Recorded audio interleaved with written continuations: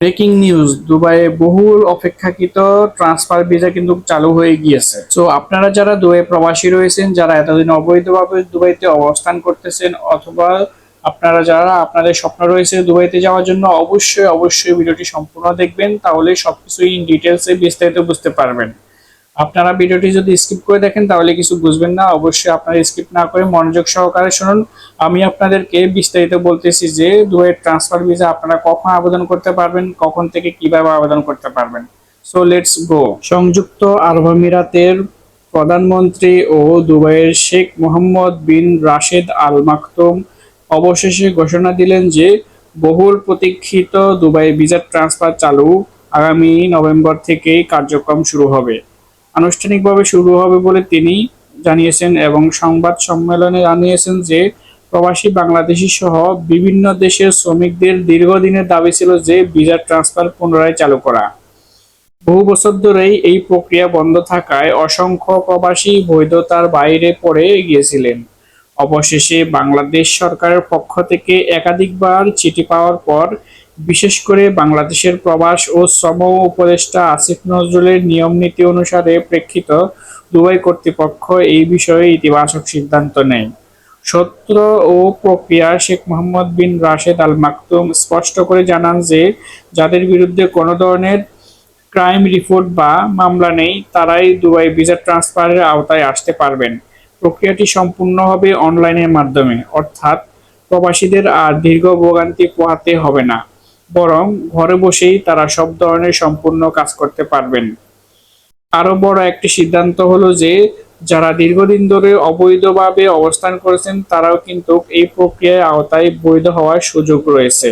পাশাপাশি চালু হতে পারে আউটসোর্সিং ফ্যামিলি ভিসা সহ ইনস্ট্যান্ট ফ্যামিলি ভিসা, যা প্রবাসীদের জন্য কিন্তু পরিবারের জন্য এক নতুন সম্ভাবনার দ্বার খুলে দেবে।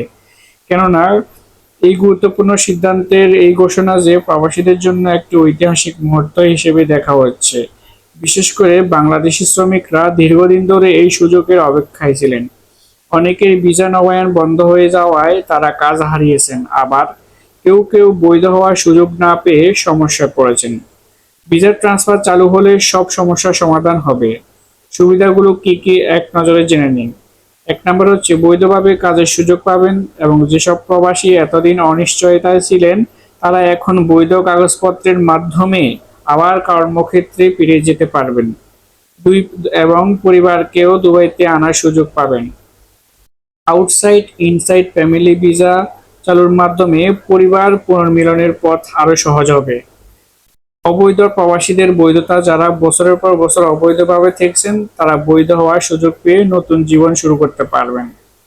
অর্থনৈতিক সুবিধা, বৈধ কর্মসংস্থান নিশ্চিত হওয়া, বাংলাদেশ সহ অন্যান্য দেশে প্রবাসীদের রেমিটেন্স পাঠাতে আরও স্বাচ্ছন্দ্য বোধ হবেন, এবং যা উভয় দেশের অর্থনীতিকে শক্তিশালী করবে।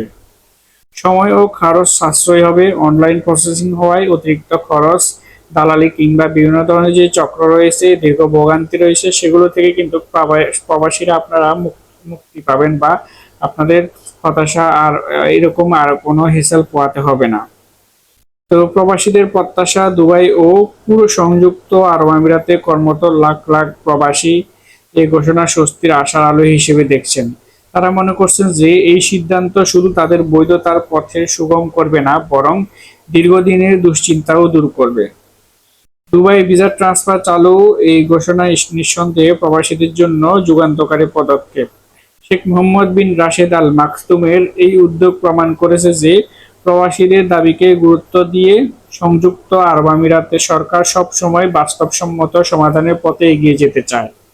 আগামী নভেম্বর থেকে কিন্তু যখন এই কার্যক্রম আনুষ্ঠানিকভাবে শুরু হবে, তখন লাখ লাখ অনুসারী আশার আলো দেখতে পাবেন। শেখ মোহাম্মদ বিন রাশেদ আল মাকতুমের এই উদ্যোগে প্রমাণ করেছে যে প্রবাসীদের দাবিকে গুরুত্ব দিয়ে সংযুক্ত আরব আমিরাত সরকার সব সময় বাস্তবসম্মত সমাধানের পথে এগিয়ে যেতে চায়।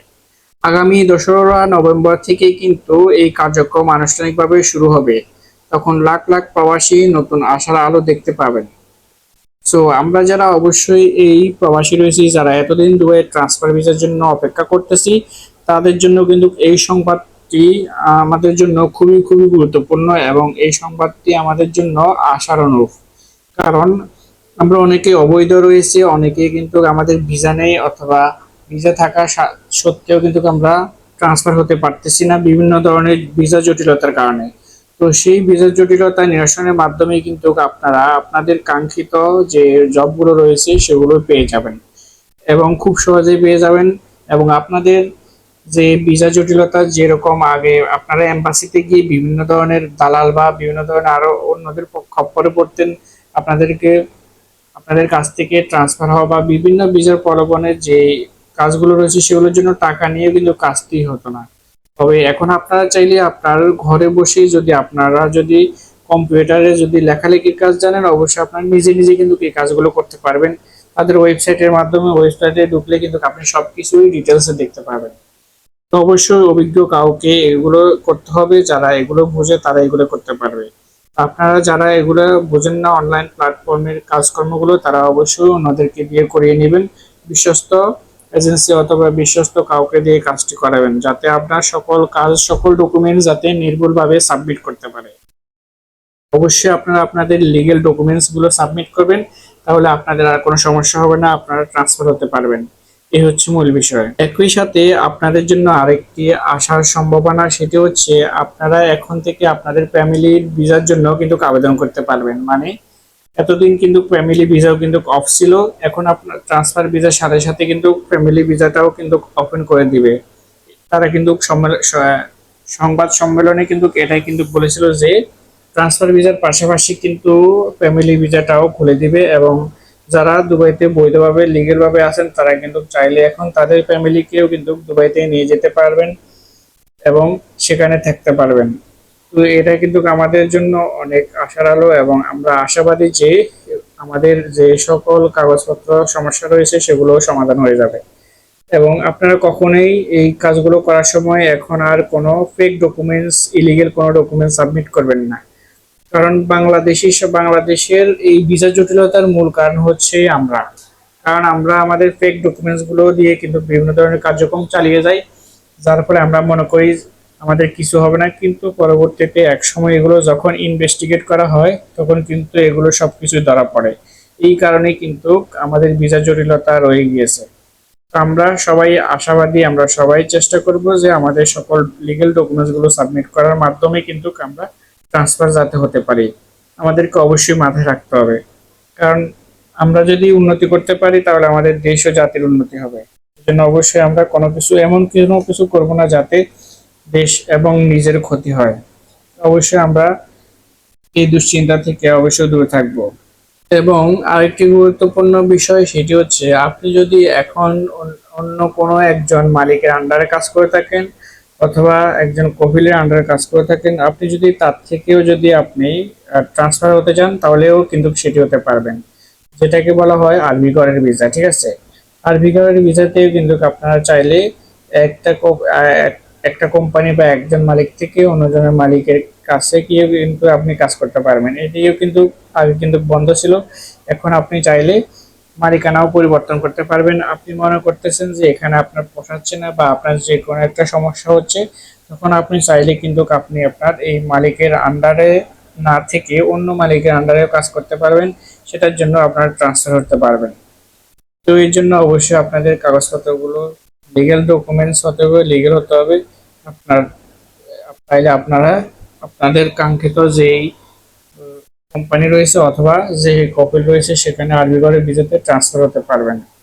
তো আশা করি এতক্ষণ যারা আমাদের ভিডিওটি সম্পূর্ণ কন্টিনিউ করেছেন তারা অবশ্যই বুঝতে পেরেছেন। তো আপনারা যারা আমাদের চ্যানেলে নতুন দর্শক রয়েছেন অবশ্যই চ্যানেলটি সাবস্ক্রাইব করে অন্যদের মাঝে ছড়িয়ে দিবেন, যাতে অন্যদের কিছুটা হলেও হেল্প হয়।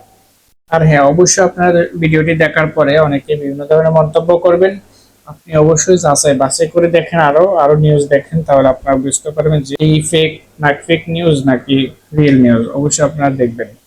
তো এই হচ্ছে মূল বিষয়। তো দেখা হবে নতুন কোনো ভিডিওতে। সবাইকে ধন্যবাদ। আসসালামু আলাইকুম।